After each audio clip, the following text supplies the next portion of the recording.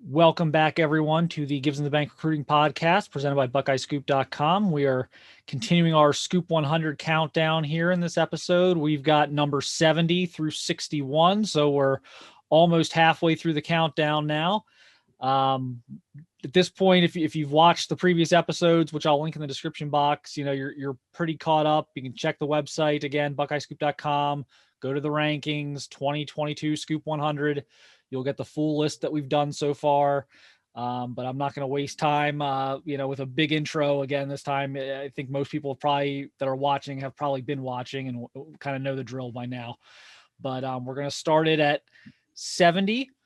This will be a guy that Ohio State fans are familiar with. It's Julian Armella, a offensive tackle out of Miami, Florida, out of Columbus High School. Was at St. Thomas Aquinas at one point. Now at Columbus. I've seen Julian in person. I'm not sure if Bill, if you have or not. I know I have not. Okay. I've seen him, and we've talked about a few guys like this in the past already on the previous episodes. This is a guy with a very wide variety in terms of his ranking. Again, we've had some people say, not sure if he's a top 100 guy at this point. Hasn't maybe developed as much from his freshman year as people would hope. But then I believe he's a 5-star top 10 guy on Rivals. So widely differing opinions here. We've got Julian at 70. Bill, start off with your thoughts on Julian. And again, are you more of the did we thread the needle here, or are you leaning more towards the 5-star route or the non-top 100? I mean, kind of where do you fall on all this? No, I kind of like him where he is. I mean, I think there's a lot to like here, but I think there's a lot of development that has to take place too. I mean, he's a 6'6", he's listed 6'6", 300, and that's what he looks like on film. And he looks lean at 6'6", 300. I mean, he's got great feet. He's got length. I think he's going to FSU, so I don't think we're going to have to worry about him for Ohio State. He can bend. I mean, he's got all the characteristics of a top lineman, but he doesn't have a great film of like some superstar lineman. So I think the talent's there, and he could be someone who develops a little later. But to get a guy 6'6", 300 with his length and his feet that can bend, I mean, hey, I think he's right where he needs to be at 70 in the country. Yeah, like I said, I saw him. I haven't seen him in a little bit now, but I did see him fairly early on and going to his sophomore year. Very talented, really strong at camps. Does the film match up with like the camp performances yet? I'm not sure. I think maybe that would be a knock on him at this point. Yeah. But I personally am pretty high on him. I think again, I'm one of those people. I'm willing to kind of roll the dice on an athletic tackle, and if I'm wrong, I'm wrong. But we're not talking about someone who's undersized or maybe not in a not a plus athlete. I think he's got a lot of the physical traits, and so I'm willing to roll the dice there. I agree with you. I know there's some Ohio State stuff early. I've never really bought into that. I know he listed them recently on a top schools list. It's not happening.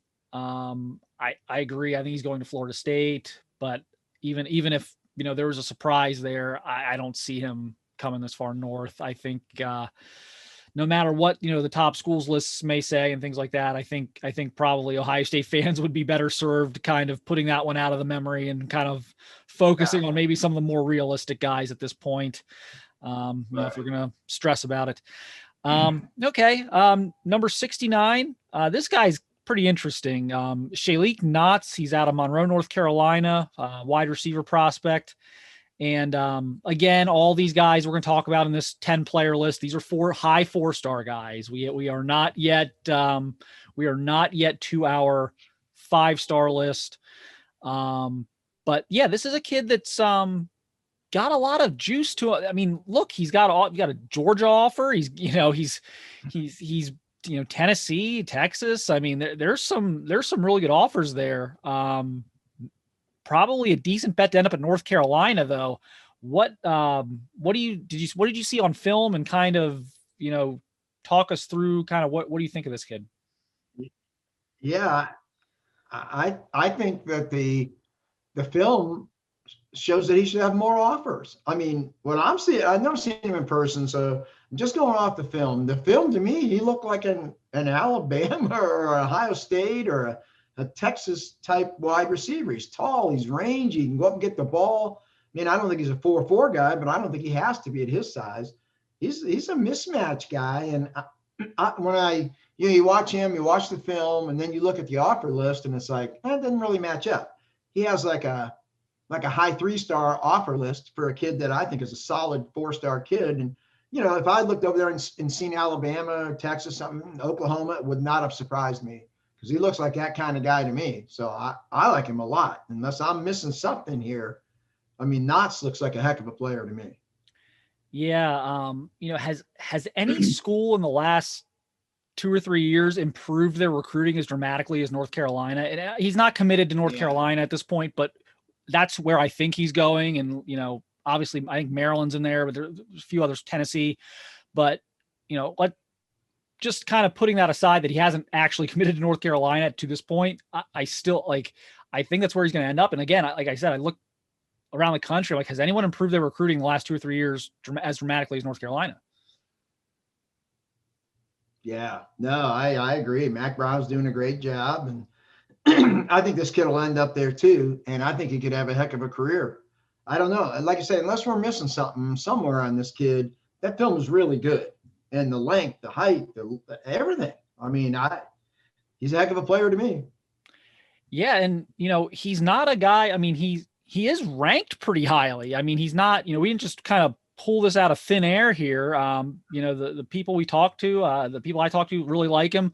I believe, kind of credit the composite here. He's number 88 in the composite. So we're kind of right in that range here of kind of where most people have him. So we didn't go rogue here and just kind of throw out an outlier. I mean, this is where this is the range a lot of people have him. So maybe a late bloomer a little bit. I don't know if maybe that's part of it. I think he's been a pretty fast mover the last couple of rankings updates that people have done. So maybe people just didn't get some eyes on him early enough. I don't know. So yeah, we really like him. And now we're going to move on to number 68, who is a prospect of interest, in my opinion, for Ohio State. And that is California safety Kamari Ramsey. A lot of people have him listed as an athlete. Ohio State's recruiting him primarily, I believe, as a safety. I think most schools do believe he's a safety. He is scheduled to visit in June. I'll let Bill kind of go first here before I kind of weigh in. But, first of all, what do you like? What do you see? And then, kind of maybe assess Ohio State's, how things shape up with Ohio State there right now. Yeah. For what I like everything about this kid, and we're probably going to end up having him rated higher than anyone. And I think we're right. He's physical, but he can run and he can cover. To me, when I look at him, because I know there's Ohio State interest there, and I think this is an OSU USC battle. And I think if Ohio State wants him, I think they're going to get it. I think they need 2 safeties in this class. I think they're going to get Nwangpa. And then I don't know, this kid's going to visit later than some of the other guys. So it makes me wonder if maybe they might like a couple other ones better and they're waiting to see. I think he wants to leave California, and I think they can get him. If they want him, I would take him. I mean, they need 2 safeties in this class. To me, he's a more athletic Jordan Fuller.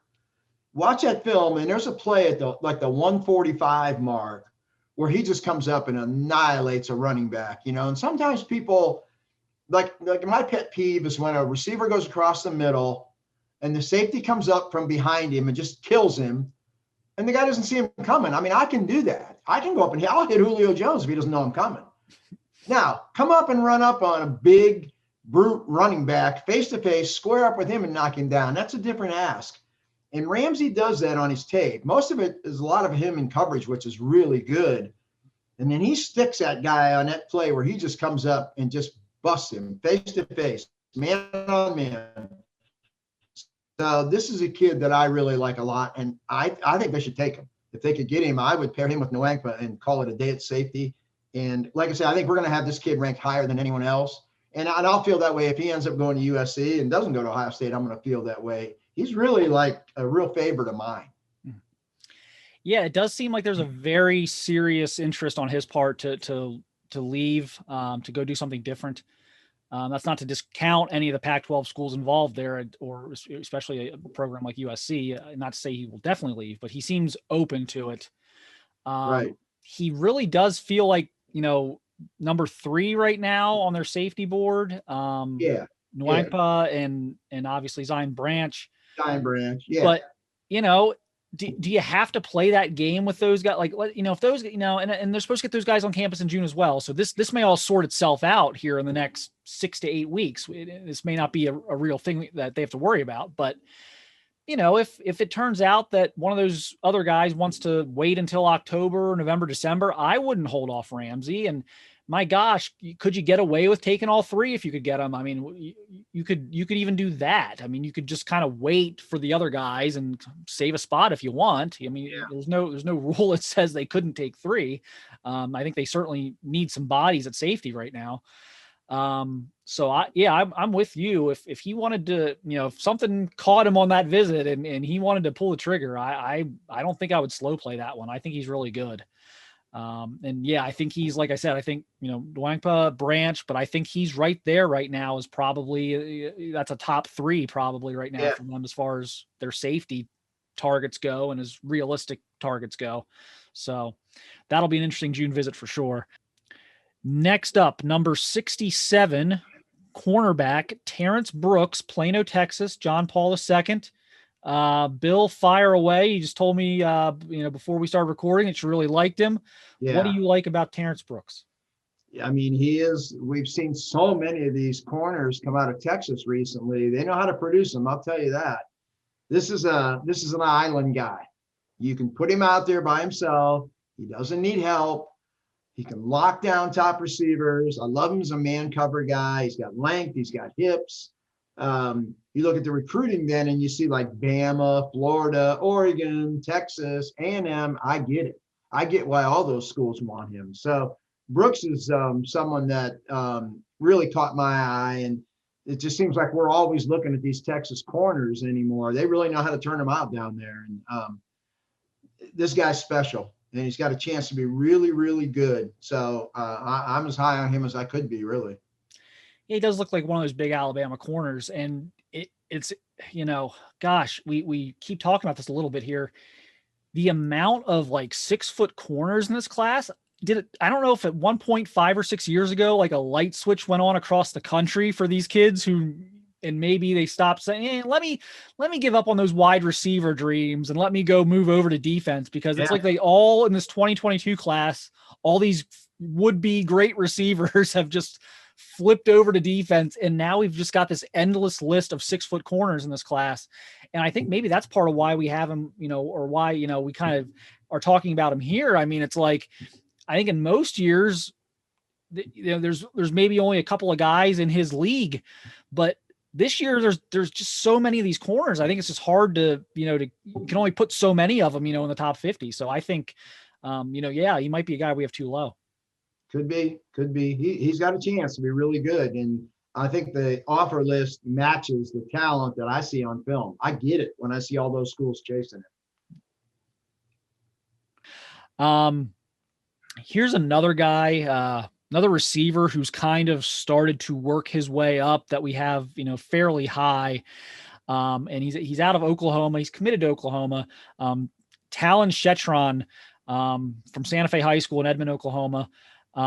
He, again, kind of building his way up these lists. I think, look, we can talk about Ohio State's receiver room, which I think is probably the best in the country right now.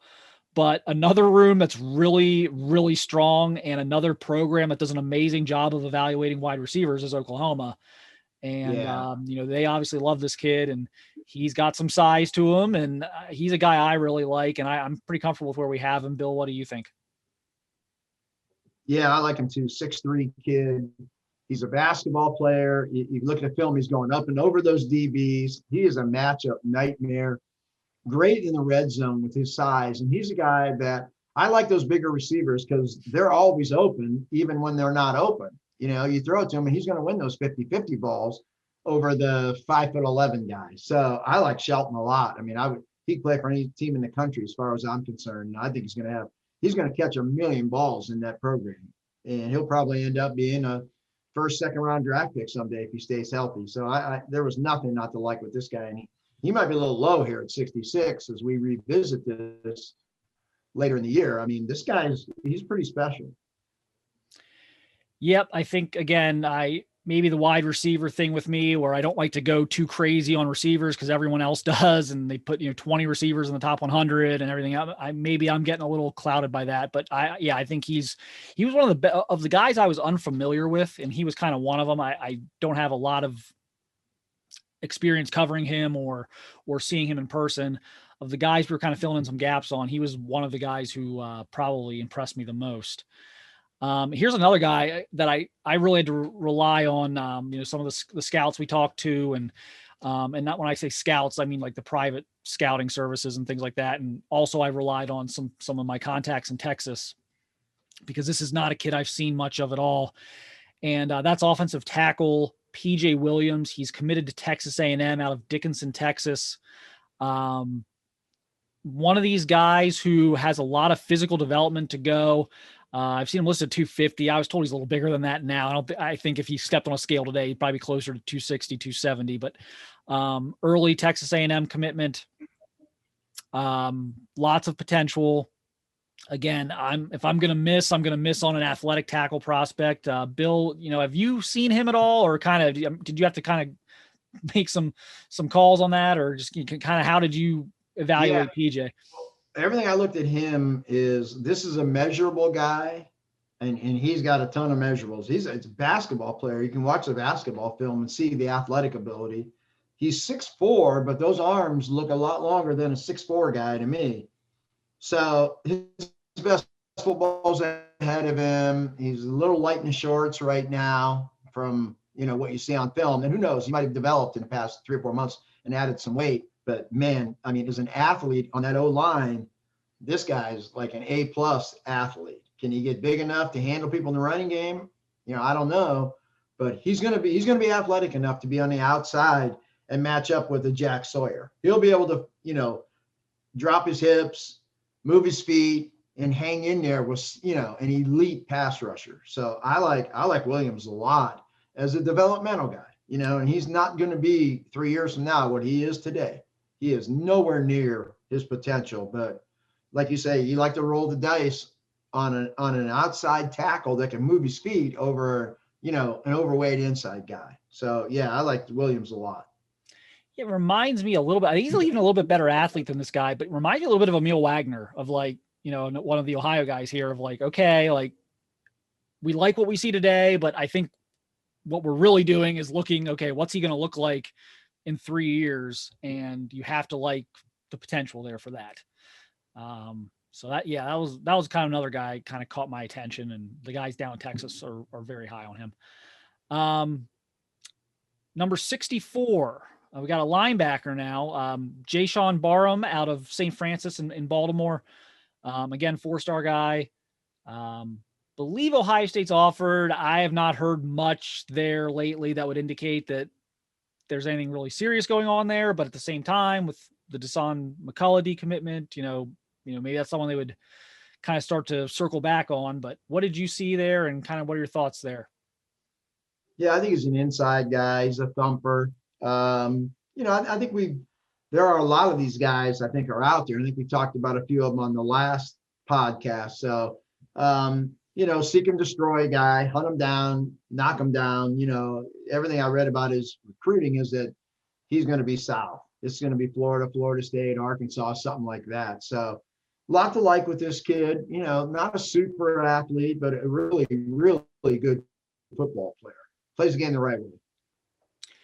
Yeah. And I kind of talked about this a little bit with Sean Murphy and some other guys. And it was like, I just don't think you can look at him and say, oh, well, they need to pick up the heat on him because they lost to Deshaun McCullough. It's just not the same type of player. And I think that's why we're probably not going to hear much more from him in Ohio State, but we'll see what happens. I tend to think, I think you're right. I think he's probably, off the radar at this point. Okay. 63, athlete Sam McCall, Florida State commit, Lake Gibson High School, Lakeland, Florida. I know you like your Florida guys, Bill. Your thoughts on McCall? He is an athlete. I mean, he is a supreme athlete. FSU commit, you look, he could play any position. I mean, a lot of positions. So I think he's a safety. But he could grow into a linebacker. He might be that big physical wide receiver. I don't know. Whatever he is, I'd like to have him on my team. I love these kind of guys. And a lot of people kind of would rather have someone with a clearly defined position. I never worry about that. I love just a big, fast athlete that I'll find the right spot for him. And like I say, I think he's a safety, and I think he's got a chance to be just an unbelievable player when he concentrates on one position, learns one spot, gets coached up in college. Sam McCall's, pretty impressive to me.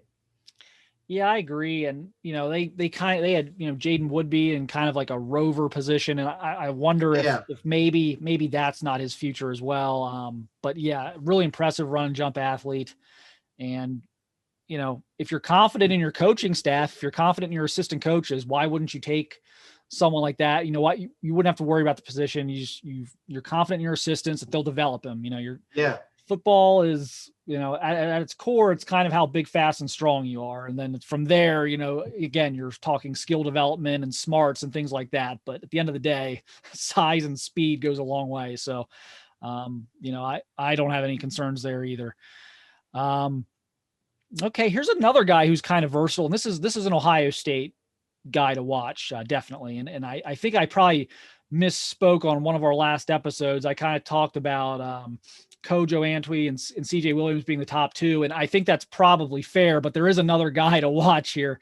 And that is Caleb Brown here at number 62, running back, receiver. Again, Ohio State's thinking, I think, slot there. Probably receiver at the next level. St. Rita, great program in the Chicago area. Your thoughts on Caleb Brown, and if you've got anything on what your stance on Brown and Ohio State are right now. Yeah, just a lot of speed, explosive. You watch his film and they line him up a lot of different places, just try to get him the ball. I think he'd be a heck of a return guy. I think in college, I think he's a slot receiver. I think he's a better Mookie Cooper than Mookie Cooper was. So recruiting wise, I talked to a guy, Michigan source, and they feel really good about where they stand with this kid. Michigan is very, very confident and very optimistic that they're going to get him. So, take that for what it's worth. I know there's a lot of confidence on the Michigan side of things. Yeah, it's kind of funny. I was told, this is probably going back at least a year, that Ohio State really liked Caleb Brown, but they weren't sure how long that I'd even have to be worried about him because they thought he was going to Michigan. And so that was like 12 or 14 months ago, and he's still out there.